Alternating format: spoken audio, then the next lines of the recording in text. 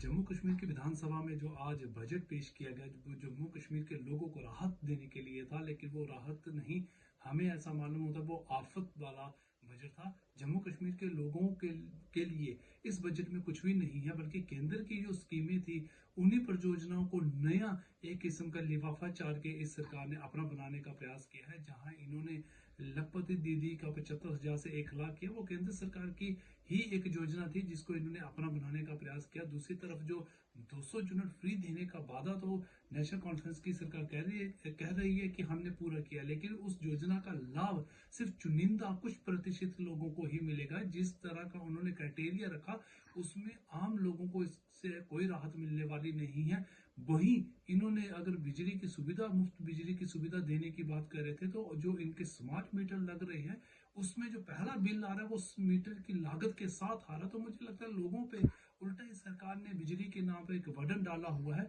दूसरी तरफ इन्होंने कृषि को लेकर 800 करोड़ का जो बजट रखा है, लेकिन कृषि में किसानों को राहत देने का कोई भी प्रयास नहीं है। ना तो किसानों को नए खाद के लिए केंद्र बनाए जा रहे हैं और ना ही किसानों को सहूलत देने के लिए कोई बड़ी परियोजना लाई गई है, चाहे वो सिंचाई की हो या अन्य हो। दूसरी तरफ इन्होंने टूरिज्म को लेकर 400 करोड़ का जो रखा है, प्रावधान रखा है, उसमें जम्मू खित्ते के टूरिज्म को लेकर किसी तरह की कोई बात नहीं की गई। सिर्फ और सिर्फ मुझे लगता है पूरे जम्मू कश्मीर के लिए जो पैसा रखा है इसमें कश्मीर को ही मुझे लगता तवज्जो दी जाएगी, क्योंकि इतिहास रहा है कश्मीर सेंट्रिक सरकारें जो भी रही हैं उन्होंने जम्मू खित्ते को पूरी तरीके से नजरअंदाज किया है। और सबसे बड़ी बात है कि डेली वेज कैजुअल लेबर को लेकर इस सरकार ने कोई भी कदम नहीं उठाया है।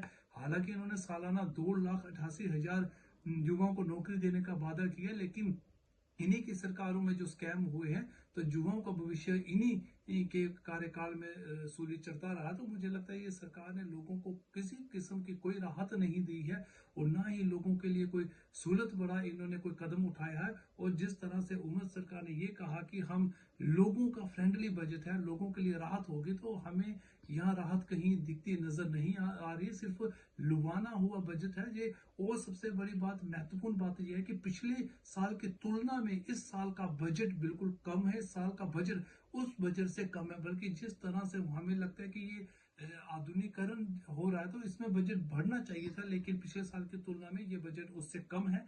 तो मुझे लगता है कि सरकार ने सिर्फ अपने अपने हित का सोचा है, लोगों का हित का ना सोचते हुए इन्होंने सिर्फ एक कदम उठाया है जिसमें इन्होंने महिलाओं को फ्री बस सेवा दी है। बाकी युवाओं को लेकर, बुजुर्गों को लेकर तो मुझे लगता है, और खासकर बाकी जो लोग थे समाज के, उनको लेकर कोई भी कदम नहीं उठाया। इसलिए बजट नहीं, ये लोगों को चपट वाला बजट है।